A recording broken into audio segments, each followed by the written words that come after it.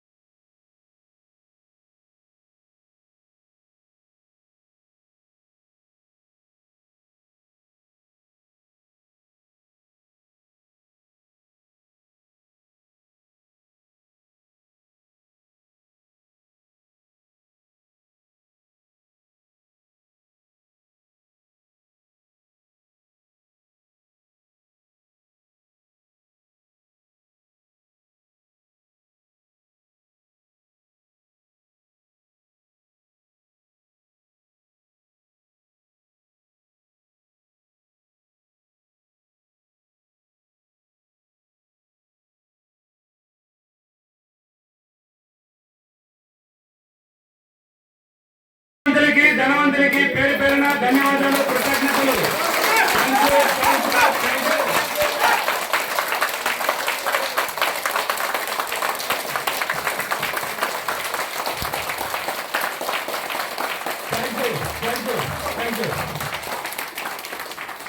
నా క్లాసులు విజయవాడ, వైజాగ్, రాజమండ్రి, హైదరాబాద్, ఒంగోలు కొత్తగా పెట్టారు ఫిబ్రవరి 2. ఒంగోలు వాళ్ళు ఆ చుట్టుపక్కల ప్రకాశం జిల్లా వాళ్ళకి అందరికీ తెలియజేసుకోండి. ఒంగోలులో ఫిబ్రవరి 2 కర్నూలు రోడ్ లో బస్ స్టాండ్ ముందర ఉంది, కేపీ రెసిడెన్సీ లో. అదే విధంగా భీమవరం కూడా చాలా రోజులు చెప్పాను, ఇప్పుడే పెట్టాను. మార్చి 9 అంటే వచ్చే సంవత్సరం, అంటే ఎంత ఉంది 3 నెలలే. మార్చి 9వ తేదీ ఆనంద ఇన్ హోటల్, ఏం థియేటర్, పద్మాలయ థియేటర్ దగ్గర. ఓకేనా? మార్చి 9 కూడా భీమవరం ఉంది. తర్వాత అనంతపూర్, కర్నూలు, తిరుపతి, బెంగళూరు, హైదరాబాద్ అన్ని చోట్ల ఉన్నాయి. కష్టాలు, బాధలు, అప్పులు, సంతానం లేదా, భార్య భర్తల అనుబంధం లేదా, పిల్లలు చదువు కావాలన్నా, ఏదైనా నీ జీవితంలో ఏదైనా, మంచి భర్త కావాలన్నా, మంచి మొగుడు కావాలన్నా, ఏం కావాలి, మంచి ఉద్యోగం కావాలన్నా, డబ్బు కావాలన్నా, అప్పులు సులభంగా అక్కడనే లోపల తిరగాలి. అంటే చూడండి, ఇది వచ్చి మంత్రాలు లేవు, తంత్రాలు లేవు, చిట్టు తంత్రాలు లేవు, యంత్రాలు లేవు, పూజలు లేవు, తావితులు లేవు, ఆ రెమెడీలు కూడా లేవు. ఏదో రెమెడీలు అంటారు నాకు ఫోన్ చేసి, సార్ నేను బాధలో ఉన్నాను, ఒక రెమెడీ ఉంటే చెప్తారు. ఆ రెమెడీ ఎట్లా ఉంటే నాకు చెప్పండి మీరు. ఆ రెమెడీ లేదు దీంట్లో. నీ మాట మంత్రం అవుతుంది. అది ఎప్పుడు? నిన్ను నువ్వు నమ్మినప్పుడు మాత్రమే. నిన్ను నువ్వు నమ్ము.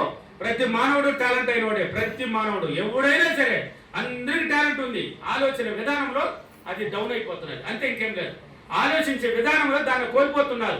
అంటే ఇప్పుడు ఒక మిడిల్ క్లాస్ ఉంటాడు, మన జీవితం ఇంతే, నెలకి ఎంత వచ్చిందా, పారిబాకింత, ఇంటి బడికింత, ఇంటికింత, పిల్లలకింత, అంతే అయిపోయింది, ఇంకా అప్పులు చేయి. పేదవాడు ఉంటాడు, ఈ రోజు కూలిపోతేనే రేపు మనకి అది వచ్చింది, దానికి సరిపోయింది, అంటే అందుపైన ఆలోచించలేకపోతున్నాడు. ధనవంతులుగానే ఉండడానికి కారణం వాడే, పేదవాడుగానే ఉండడానికి కారణం వాడే. చూడు, పేదవాడు వచ్చి ఎక్కువ ఆలోచనలు చేయలేకపోతున్నాడు, అందువల్ల పేదవాడుగానే మిగిలిపోయాడు.